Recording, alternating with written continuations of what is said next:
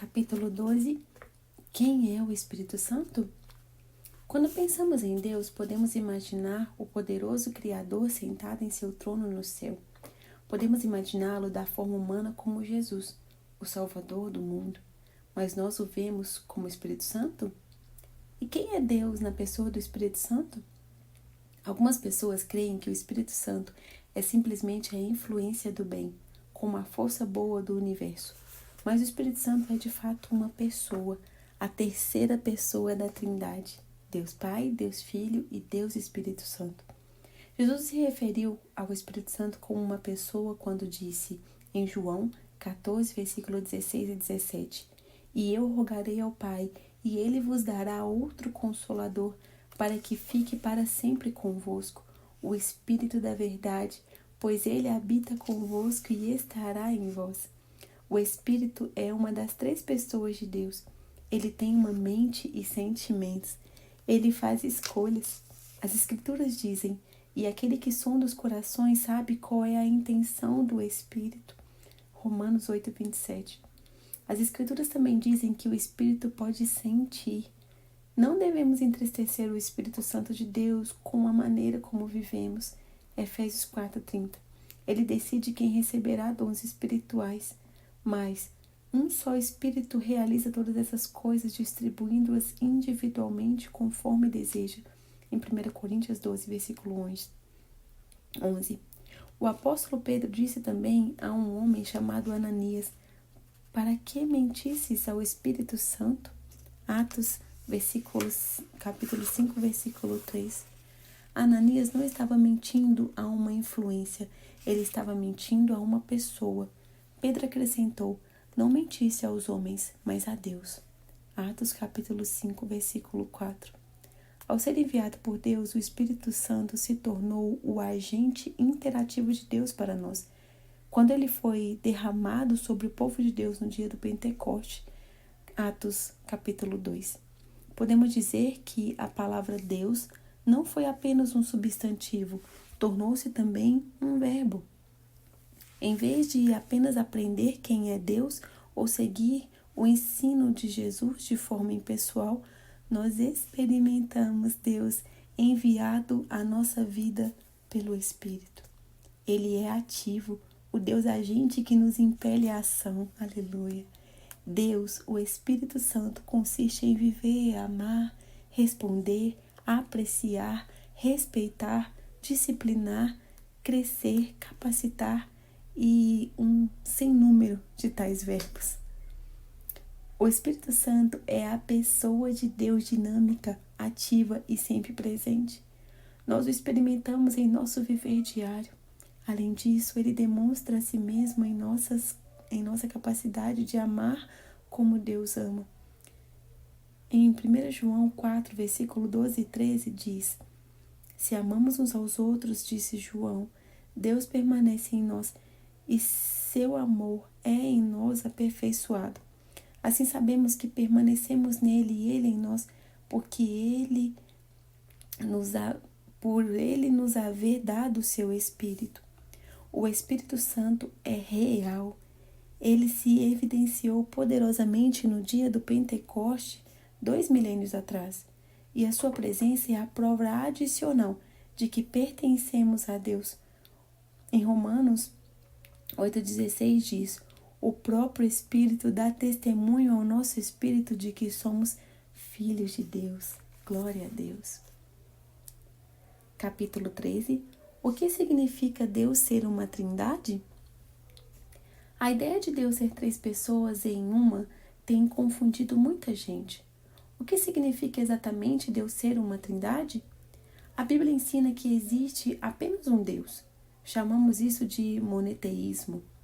Ouve, ó Israel, o Senhor Deus é o único Senhor. Deuteronômio 6, versículo 4. Jesus fez essa citação em Marcos, capítulo 12, versículo 29, confirmando a existência de um único Deus.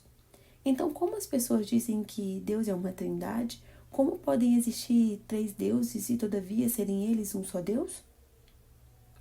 Deus ser uma trindade não significa existirem três deuses.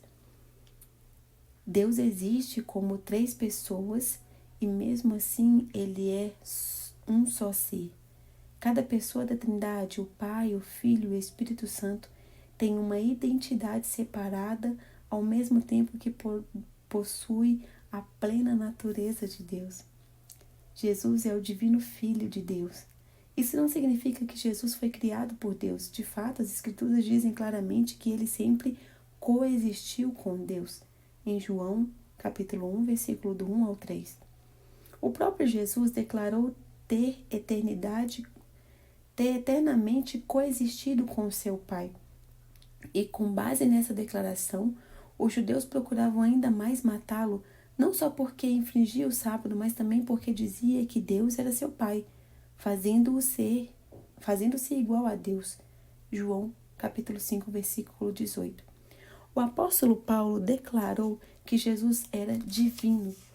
Deles são os patriarcas e deles descende o Cristo segundo a carne, o qual é sobre todas as coisas, Deus bendito eternamente. Romanos 9:5. O escritor da carta aos Hebreus diz, no capítulo 1, versículo 3, ele é o resplendor da sua glória e a representação exata do seu ser. Então, Deus o Pai coexiste com o Filho, com Deus o Filho. Em Colossenses 1:15 e ao 17 diz, ele é a imagem do Deus invisível, o primogênito sobre toda a criação, porque nele foram criadas todas as coisas nos céus e na terra. Ele existe antes de todas as coisas e nele tudo subsiste. Paulo se refere tanto a Deus Pai quanto a Jesus como Deus, mediante a pregação que me foi confiada segundo a ordem de Deus, nosso Salvador, graça e paz da parte de Deus e Pai e de Cristo Jesus, nosso Salvador. Tito, capítulo 1, versículo 3 ao 4. Deus, o Pai, é divino. Deus, o Filho, é divino. Deus, o Espírito Santo, também é divino. O apóstolo Pedro reconheceu isso quando apontou a transgressão de um homem da igreja de Jerusalém, em Atos capítulo 5, versículo 3 e 4. O Espírito coexiste eternamente com o Pai e o Filho e estava presente na criação em Gênesis capítulo 1, versículo 2. A respeito dele, Jesus disse, e eu rogarei ao Pai, e ele vos dará outro Consolador, mas o Consolador, o Espírito Santo, a quem o Pai enviará, vos ensinará todas as coisas e vos fará lembrar de tudo o que vos tenho dito. João 14, 16 e 26. Paulo disse, nele também vós, tendo ouvido a palavra da verdade, e nele também crido, fostes selados com o Espírito Santo da promessa. Efésios 1, versículo 13. Jesus disse que o Espírito é santo, por ser ele o Espírito do Deus Santo. Ele é a terceira pessoa do Deus Trino. Concluindo, a doutrina da Trindade foi formulada em fidelidade aos ensinamentos da Bíblia sobre a natureza de Deus, num esforço de expressar sua verdade. Capítulo 14. Deus é do sexo masculino ou feminino? Perguntar Deus é do sexo masculino ou feminino é como perguntar se Deus é destro ou canhoto, ou se sua língua nativa é português ou inglês. A verdade é que Deus não está confinado por nosso mundo humano ou material. Ele nos criou à sua imagem e semelhança, mas difere de nós de muitas maneiras. Jesus disse, Deus é espírito e é necessário que os que o adorem em espírito e em verdade. João 4:24. É verdade que Deus assumiu a forma humana na pessoa de Jesus. Claro, era do sexo masculino, mas Deus não existe como um ser material ou físico. Por isso, nesse sentido, ele não pertence nem ao sexo masculino, nem ao feminino, na forma como conhecemos o gênero humano. Ao mesmo tempo, Deus escolheu criar e usar figuras de retórica de si mesmo, tanto masculinas como femininas. Claro que ele se refere a si mesmo como Pai e a Jesus como Filho de Deus, ambas imagens masculinas. Todavia, Jesus referiu-se a si mesmo usando imagem feminina ao dizer: quantas vezes eu quis ajuntar teus filhos como a galinha ajunta teus filhotes debaixo das asas, e não quisestes. Mateus 23, 37. Algumas pessoas têm sugerido que a atração natural do sexo masculino pelo feminino está radicado na natureza de Deus. O magnetismo do homem para com a mulher da mulher para com o homem tem origem na união e completude de um Deus que comporta tantas características masculinas quanto femininas. Essa ideia sugere que Deus tem inerentemente as características masculinas e femininas e, quanto a essas características são colocadas separadamente em cada sexo, elas se atraem como polos magnéticos opostos. Essa é, pelo menos, uma teoria de por que os sexos masculino e feminino se atraem mutuamente. No entanto, pelas Escrituras, Deus escolheu basicamente se caracterizar em termos masculinos, mesmo não sendo ele inteiramente masculino nem inteiramente feminino. Independente de termos nascido homem ou mulher, Deus se refere aos seus redimidos como filhos, Romanos 8,14, sua esposa, Efésios 5, 25 ao 27, seu templo santo, Efésios 2, 21 e 22, seus cordeiros, Romanos 18, 17, e geração eleita, sacerdócio real, nação santa e propriedade exclusiva de Deus, em 1 Pedro 2,9. Assim, embora Deus não seja nem do sexo masculino nem do feminino, ele pode se relacionar conosco como homem ou mulher igualmente, porque ele nos ama de igual forma e providenciou para que todos nós estivéssemos em comunhão com ele. Capítulo 15. Deus pode cometer erros como sentir ciúmes? A Bíblia diz que Deus é um Deus ciumento, mas sentir ciúmes é errado. Então, como isso pode ser correto se Deus não faz nada errado? Se Deus é alguma coisa, ele é perfeitamente bom. Ele é a rocha, suas obras são perfeitas, afirmam as Escrituras. Suas obras são perfeitas porque todos os seus caminhos são justos. Ele é justo e reto. Deuteronômio 32:4. Adicionalmente, o escritor do livro de Hebreus nos diz que Deus jurou por si mesmo ao fazer a promessa a Abraão.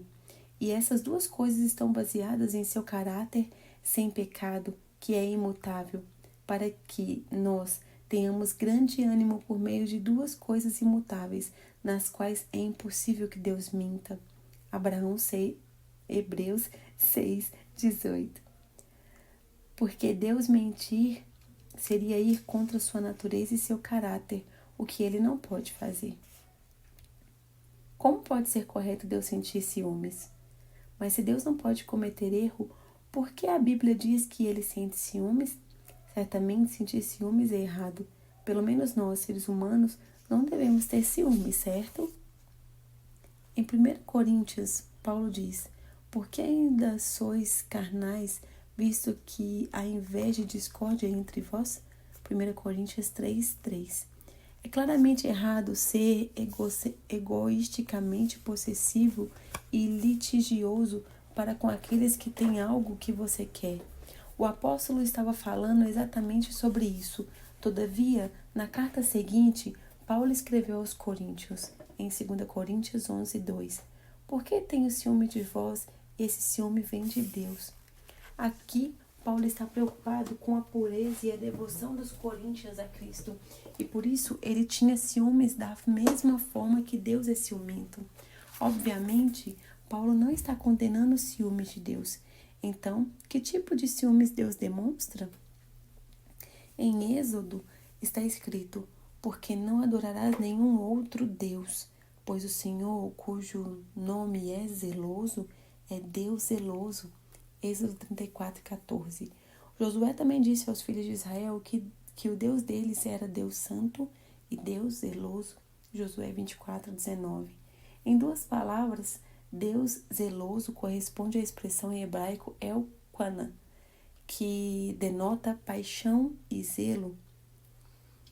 Embora a palavra ciúmes em português seja principalmente usada no sentido negativo, no hebraico ela expressa paixão e carinho, frequentemente em conexão com o relacionamento conjugal.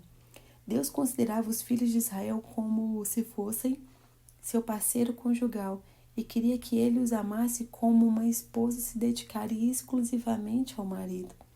Por isso disse que eles não deveriam adorar ninguém mais além dele. Ele quer ser amado com um amor puro e apaixonado, reservado só para ele. Um exemplo humano. Como seres racionais, queremos ser amados com exclusividade. Como você se sentiria se alguém dissesse que o ama verdadeiramente e depois o enganasse? Não é errado sentir-se mal em relação a alguém que esteja traindo você? É? Não é natural ser o primeiro da vida de alguém? Imagine eu, Cian, em minha lua de mel. Enquanto Steph e eu estávamos passeando romanticamente pela praia, eu me volto para ela, olho profundamente em seus olhos e digo: Stephanie, querida, 2 bilhões de mulheres deste planeta, dos bilhões de mulheres deste planeta, você está na lista das 10 melhores. Imagine minha jovem esposa inclinando a cabeça em meu ombro e me olhando nos olhos. Oh, Stefan, obrigada. Oh, Cian, obrigada. Isso significa muito para mim. Emociona-me saber que estou entre as 10 mulheres que você ama. Apenas estar em sua lista, querido, para mim é o suficiente. Você pode imaginar esse tipo de resposta? Eu não. Stephanie ficaria ofendida, magoada e preocupada se eu amasse outra mulher além dela. E deveria mesmo ficar. Minha esposa quer ser a número 1 em minha vida. Você e eu fomos relacionalmente criados dessa forma. Fomos projetados para querer, de modo ciumento, um amor exclusivo um do outro. E porque Deus é perfeitamente bom e santo, seus ciúmes não são, de forma alguma, egoísta. Ele sabe que, quando o amamos com exclusividade, de todo o nosso coração, alma e força, isso nos permite experimentar a alegria e o significado do que estamos procurando na vida. É por isso que ele nos convida a adorá-lo, e a ele somente. Não é de forma nenhuma errado Deus querer de modo exclusivo nosso amor e nossa devoção. Na verdade, seu amor ciumento é um modelo para seguirmos.